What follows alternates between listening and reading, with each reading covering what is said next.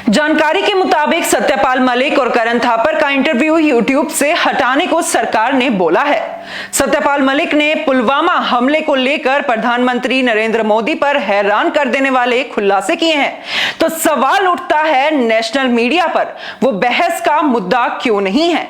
इससे लेकर कांग्रेस ने बड़े आरोप लगाए हैं। सत्यपाल मलिक ने जब करण थापर के साथ इंटरव्यू में खुलासा किया कि प्रधानमंत्री मोदी से उन्होंने कहा कि पुलवामा का हादसा नहीं होता अगर जवानों को एयरक्राफ्ट मिल जाता, हमारी गलती की वजह से यह हादसा हुआ है। सत्यपाल मलिक का आरोप राष्ट्रीय सुरक्षा का देश को हिला देने वाला सबसे बड़ा खुलासा है। लेकिन मेन स्ट्रीम मीडिया में सिर्फ अतीक अहमद और उसके बेटे से जुड़ी हुई खबरें ही चल रही है। इसे लेकर यूथ कांग्रेस के प्रेसिडेंट श्रीनिवास बीवी ने बड़ा आरोप लगाया है और ट्वीट करते हुए कहा कि देश के सारे बड़े न्यूज चैनल्स को पीएमओ से व्हाट्सएप आ गया है। सत्यपाल मलिक के बयान को दफन करने का आदेश जारी हो चुका है। सभी बड़े चैनल्स एवं तथाकथित बड़े पत्रकारों की खामोशी इस बात का सबूत है कि ना तो अब लोकतंत्र जिंदा है और ना ही पत्रकारिता।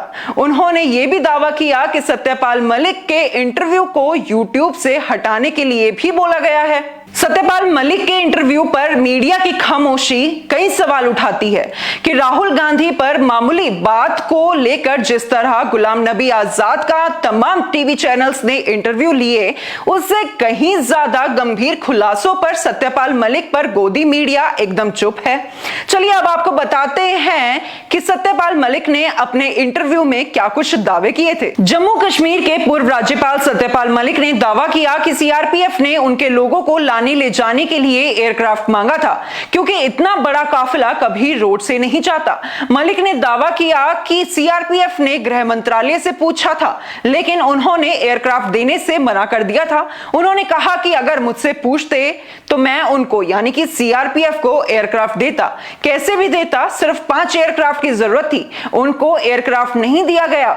सत्यपाल मलिक ने एक और बड़ा दावा किया। उन्होंने कहा प्रधानमंत्री मोदी ने इस हमले के बाद जिम कॉर्बेट पार्क से जब मुझे कॉल किया तो मैंने प्रधानमंत्री से कहा कि यह हमारी गलती से हुआ है। इस पर उन्होंने मुझसे कहा कि तुम चुप रहो और किसी से कुछ ना कहो। तो ये वो बड़े खुलासे थे जो सत्यपाल मलिक ने किए थे। लेकिन आपको बता दें, इस पर मेन स्ट्रीम मीडिया जो है वो चुप्पी साधे हुई है। वहीं दूसरी ओर आगे आपको बताना चाहेंगे एक और बहुत बड़ा मुद्दा है जिस पर खबरें जो है काफी ज्यादा कम नजर आ रही है। आपको बताना चाहेंगे, महाराष्ट्र के नवी मुंबई में रविवार को महाराष्ट्र भूषण इवेंट हुआ, जिसमें हीट स्ट्रोक के चलते 13 लोगों की मौत हो गई। 18 लोगों का अस्पताल में इलाज चल रहा है। मरने वालों में 8 महिलाएं हैं, इनमें ज्यादातर बुजुर्ग हैं। नवी मुंबई के खारघर के 150 एकड़ में एक बड़े मैदान में सुबह 11:30 बजे से लेकर 1 बजे तक यह कार्यक्रम चला। इस दौरान दिन का अधिकतम तापमान 42 डिग्री था। इस इवेंट में गृह मंत्री अमित शाह ने समाज सेवी दत्तात्रेय नारायण को अवार्ड दिया। इवेंट में 7 लाख समर्थक शामिल हुए थे। सभी लोग कार्यक्रम देख सके और सुन सके, इसके लिए मैदान में ऑडियो और वीडियो की पूरी फैसिलिटी प्रोवाइड की गई थी। लेकिन अब सवाल उठता है कि जहां पर इतने लोग बैठने थे, उनके व्यवस्था के लिए क्या किया गया था। आपको बता दें, जो लोग वहां पर पहुंचे थे तो उन लोगों के बैठने के लिए जो व्यवस्था की गई थी उसके ऊपर ना तो कोई शेड था, ना ही कोई और फैसिलिटी उन लोगों को प्रोवाइड की गई थी। इवेंट में धूप और गर्मी से कई लोगों की तबीयत खराब हो गई और कई लोगों ने अपनी जान भी गंवा दी। इस पर विपक्ष ने एक और ट्वीट किया है। उनका कहना है कि महाराष्ट्र के सरकारी इवेंट में, जी हां, इस इवेंट को सरकारी इवेंट का नाम दिया गया है, जिसमें उन्होंने लिखा कि 13 लोगों की मौत, 600 लोगों को हीट स्ट्रोक, 50 से अधिक अस्पताल में भर्ती हैं। अमित शाह थे मुख्य अतिथि।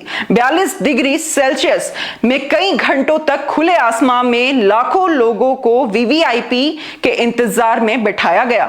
अमित शाह जी के मुंह से सुनिए सरकारी मौतों के पीछे का कारण। जी हां, एक वीडियो अब हम आपको दिखाएंगे, वहीं आप उसमें देखेंगे कि किस तरीके से अमित शाह जो है अपने भाषण में क्या कुछ कह रहे हैं और उसी चीज को हाईलाइट करते हुए विपक्ष ने यह ट्वीट किया है। जहां तक नजर न पहुंच पाए, इतना बड़ा मैदान, बीच में एक रोड के बाद दूसरा मैदान और ये चिलचिलाती 42 डिग्री टेम्परेचर की गर्मी, ये सब के बीच में खुले में बैठे हुए आप सभी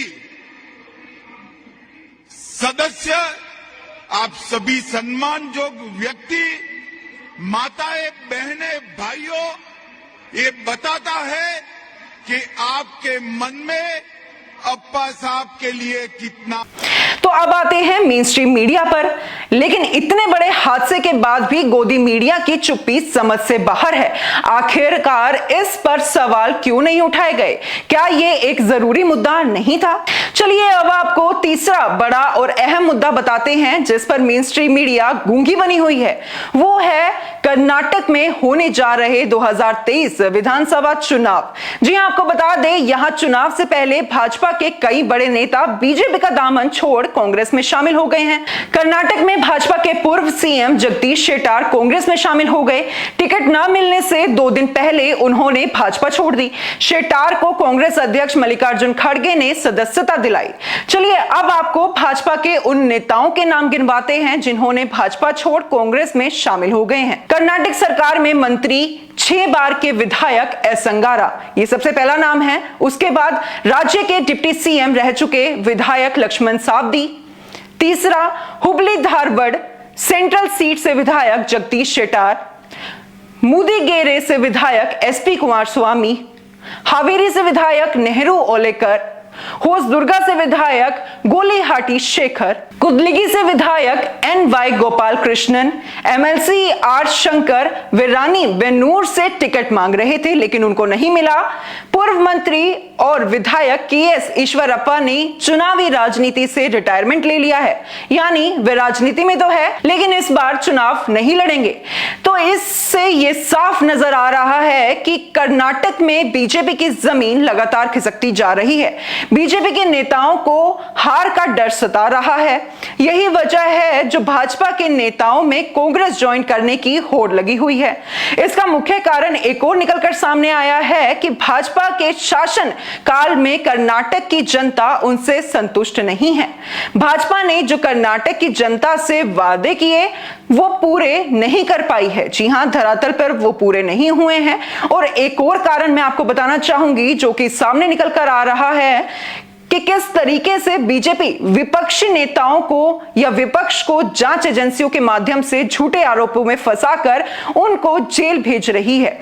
इसका ताजा उदाहरण राहुल गांधी और आम आदमी पार्टी और अन्य विपक्षी पार्टियों के नेता हैं, जिन्होंने आरोप लगाए हैं कि झूठे आरोप में फंसाकर विपक्ष हमें कमजोर करने की कोशिश कर रही है। और बहुत से ऐसे केसेस भी निकलकर सामने आए हैं जब संविधान की गरिमा को ठेस पहुंचाई गई है, लेकिन इस पर भी गोदी मीडिया चुप्पी साधी हुई है। जी हां, और सवाल उठता है कि आखिर ऐसा क्यों? तो मैं आप सभी से पूछना चाहूंगी कि ऐसा क्यों है, आपको क्या लगता है? आप अपने विचार नीचे कमेंट बॉक्स में लिखकर हम तक जरूर पहुंचाइएगा। आगे भी देश और दुनिया से जुड़े हुए हर छोटे से बड़े मुद्दे मैं आप सभी के लिए ऐसे ही लेकर आती रहूंगी। मैं थी अंजलि राठी, धन्यवाद।